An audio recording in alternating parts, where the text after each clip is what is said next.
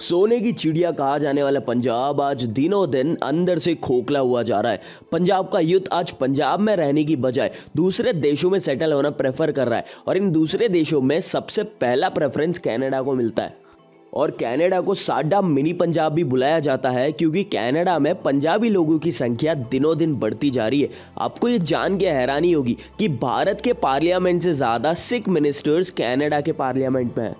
आज पंजाब में ऑलमोस्ट हर युवा एक सपना जरूर देखता है, वो है कनाडा जाने का, चाहे पढ़ाई के लिए हो या फिर नौकरी के लिए। लेकिन ये सब सुन के कई सारे सवाल हमारे सामने आते हैं कि आखिर क्यों आज पंजाब का यूथ कनाडा जाना चाहता है पंजाब को छोड़ के। क्या इसमें गलती सरकार की है या फिर पंजाब का यूथ कनाडा को लेकर ब्रेन वॉश हो चुका है। आइए डिटेल में जानेंगे पंजाब और कनाडा के इस रिलेशनशिप के बारे में इस वीडियो में। स्वागत है आपका हमारे चैनल फेव नॉलेज में।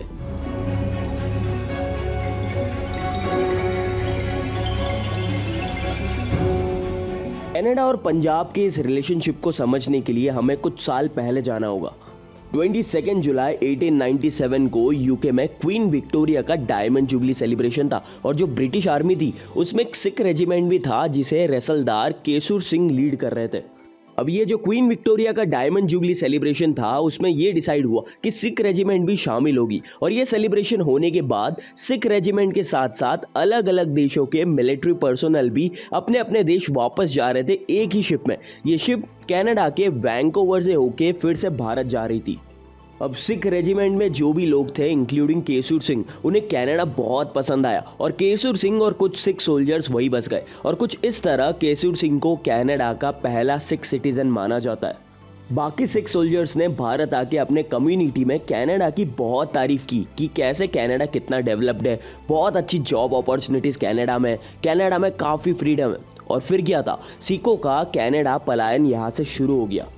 धीरे धीरे सिख लोग कनाडा में बसने लग गए और ऐसे ही सिखों की बड़ी संख्या कनाडा में सेटल हो गई। साल 1908 आते आते 5200 भारतीय कनाडा पहुंच गए और इसमें से 90% सिख कम्युनिटी के लोग थे।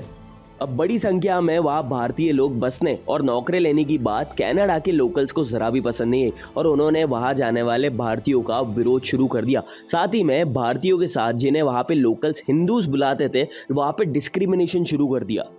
उस टाइम पे भारत के साथ साथ कनाडा भी ब्रिटिश की कॉलोनी थी और भारतीयों का कनाडा में सेटल होना वहाँ के लोकल को पसंद नहीं आ रहा था। तो ब्रिटिश ने भारत से कनाडा के माइग्रेशन को कम करने के लिए कुछ रूल्स बना दिए।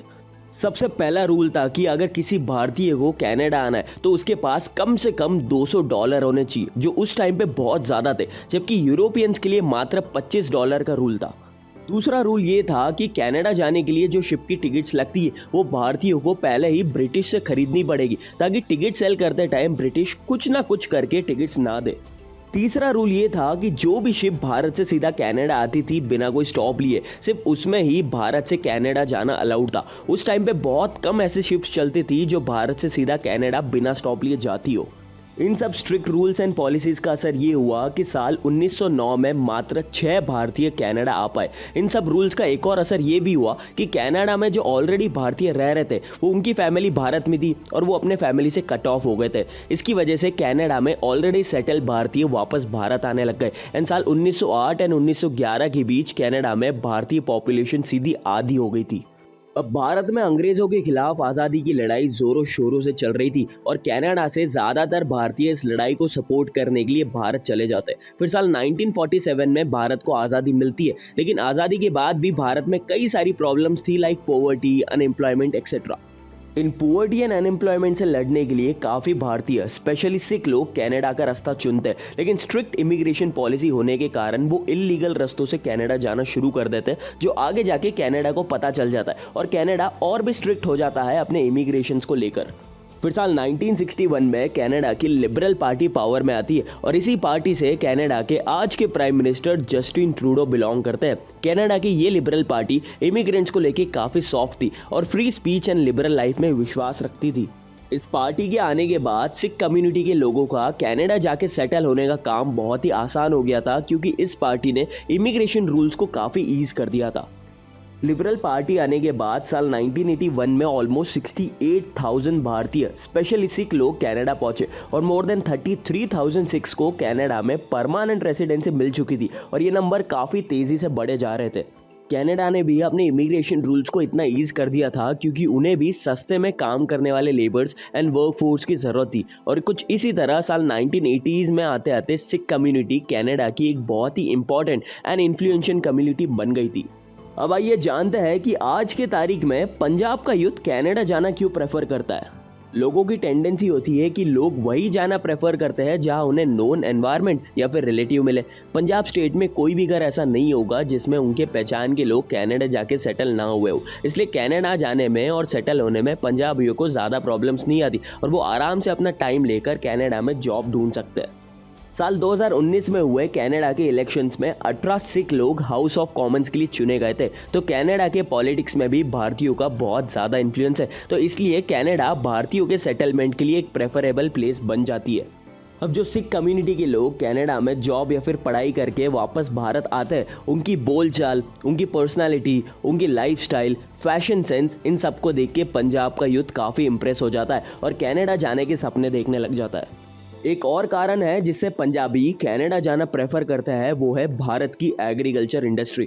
पंजाब में एक समय पे बहुत ज़्यादा खेती होती थी, लेकिन गवर्नमेंट की पॉलिसीज़, कम प्रोडक्शन, इन सब के कारण आज पंजाब का यूथ एग्रीकल्चर में नहीं जाना चाहता।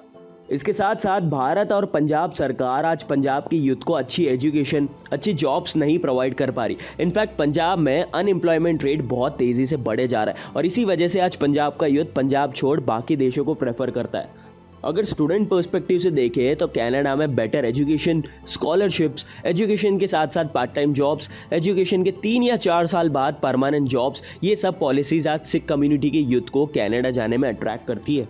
अब बात करें कनाडा सरकार की पॉलिसी की, तो आज कनाडा की पॉपुलेशन 3.5 करोड़ की है और कनाडा का ये टारगेट है कि साल 2100 तक उन्हें अपनी पॉपुलेशन 10 करोड़ करनी है। इसे पूरा करने के लिए कनाडा पंजाबियों को प्रेफर करना पसंद करता है क्योंकि पंजाबियों की इमेज कनाडा में hard working, honest and low crime के लिए जानी जाती है। इसलिए कनाडा सरकार ने सिख कम्युनिटी के लिए ओपन डोर पॉलिसी बना दी है, जिसके तहत पंजाबियों का कनाडा आना और सेटल होना काफ़ी ईजी हो चुका है। अगर कुछ फैक्ट्स की बात करें तो आज पंजाबी कनाडा की तीसरी ऑफिशियल लैंग्वेज बन चुकी है। हर 33 में से एक पंजाबी ने भारत को छोड़ा है। लोकसभा में दिए गए फिगर्स के अनुसार साल 2016 से 21 के बीच पंजाब एंड चंडीगढ़ से 9.84 लाख लोग दूसरे देशों में जाके सेटल हो गए और इसमें ज़्यादातर लोग कनाडा में सेटल हो गए। साल 2021 के एंड तक कनाडा में अप्रॉक्सीमेटली 9.5 लाख पंजाबी लोग सेटल हो चुके हैं, जो देश की वोपिंग 2.6% पॉपुलेशन को कवर करते हैं। तो इन फिगर्स को देख के हम कनाडा को मिनी पंजाब इजीली बोल सकते हैं। इतने सारे पंजाबियों या भारतीयों का कनाडा जाके सेटल होना हमारे देश के एजुकेशन सिस्टम, हमारी गवर्नेंस, हमारी पॉलिसीज़, इन सब पे कई सारे सवाल उठाता है और कहीं ना कहीं हमें तकलीफ भी देता है कि हमारे देशवासियों को अपना देश छोड़ दूसरे देशों में जाना पड़ रहा है फॉर बेटर अपॉर्चुनिटीज़। हमारी सरकार को जल्द से जल्द पंजाब में बेहतर काम करना होगा ताकि पंजाब एक रिटायर्ड स्टेट बन के ना रह जाए। आपको क्या लगता है कि क्या कभी ऐसा टाइम आएगा कि सिख यूथ कनाडा छोड़ भारत की तरक्की देख वापस भारत आना प्रेफर करेंगे? हमें नीचे कमेंट सेक्शन में लिख के बताएं। ये वीडियो देखने के लिए धन्यवाद। आशा करते हैं कि आपको ये वीडियो पसंद आई होगी। ऐसी और भी detailed, informative and interesting videos देखने के लिए हमारे चैनल फेव नॉलेज बाय ऋषि को सब्सक्राइब करना ना भूलें। मिलते हैं अगले वीडियो में, तब तक के लिए goodbye and take care.